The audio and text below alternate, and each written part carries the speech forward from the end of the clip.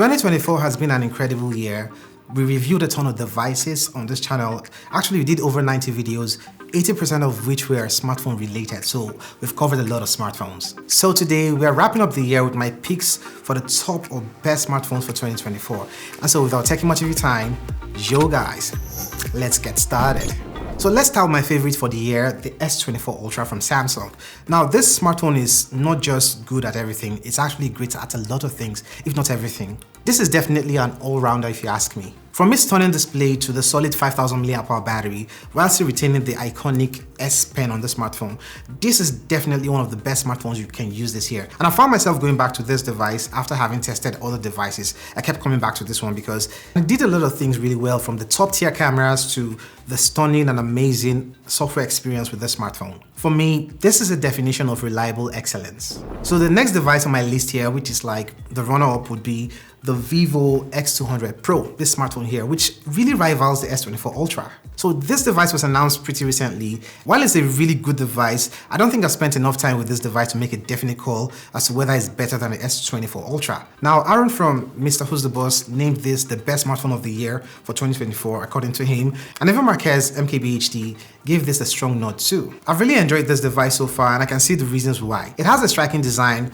the latest Dimensity MediaTek processor, which is one of the fastest out there. Even competitive cameras that can outzoom the S24 Ultra. And you also have a massive 6000 mAh battery, something better than the S24 Ultra also. By the way, this smartphone is capable of recording up to 8K in terms of the video. Honestly, if I had spent enough time with this device, it could have taken my top spots. Yeah, but for now, S24 Ultra top spots, and this is my runner-up. Now, let's talk about the device I loved the most this year in terms of the size and the design, and that would be the Google Pixel 9 Pro, not the XL, the Google Pixel 9 Pro. This is Google's best work yet, and here's why.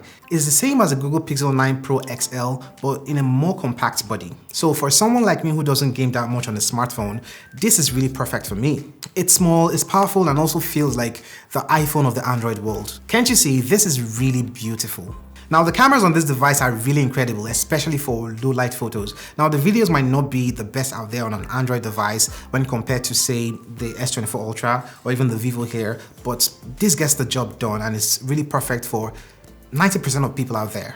And especially for the size here, this makes it one of the most comfortable smartphones you can use right now, backed with the power. The Google Pixel 9 Pro holds a special place in my heart. A quick shout out to the Realme GT7 Pro, and this smartphone runs the latest Snapdragon 8 Elite chipset, which is the fastest chipset or Snapdragon chipset on a smartphone right now. This smartphone is fast, takes great photos, and boasts high-end features at a fraction of the price of the top-end models on this table. While this is not my top pick, it's worth mentioning that this is great value for money right now in 2024 and also in 2025. And now let's talk about the best camera on a smartphone for the year, and that goes to the iPhone 16 Pro and the 16 Pro Max. While I'm an Android guy at heart, I have to give credit to where it's due. This year, the iPhone 16 lineup nailed it with video consistency. Even though the smartphone doesn't record up to 8K in resolution, it gives reliable, incredible results every time.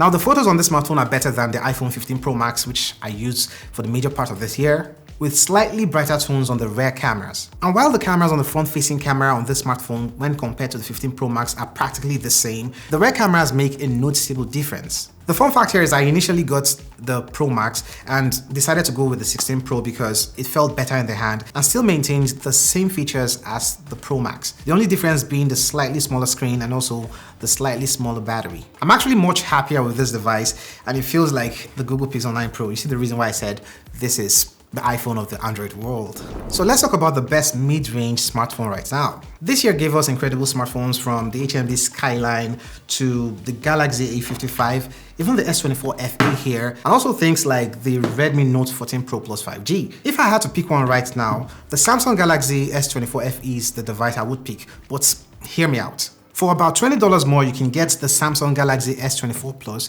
which is a slightly all-round better device than this device. Alternatively, you can opt for last year's fan edition from Samsung, which is a Samsung Galaxy S23 FE here. The reason I think this is the best value for money for the mid-range segment is the fact that you're getting this for about $350, which is about the same price as the Galaxy A55 and about half the price as the S24 FE. You're pretty much getting about the same speeds, about the same camera, and also the same design from what you get with the S24 FE this year. So for the best mid-range favorite smartphone I've used or tested this year, I would say you should go with the Samsung Galaxy S23 FE, which is technically a last year device. And that's a wrap. 2024 was an amazing year, and these were my pick for the best of the best for this year. So whether you're picking a mid-range device, a flagship device, the best camera smartphone, there's something for everyone. So let me know in the comment section below which is your favorite smartphone for this year. I'd love to hear from you guys down there. Do not forget to hit the like button and subscribe to this channel if you're new here. I'm gonna catch you in the next video.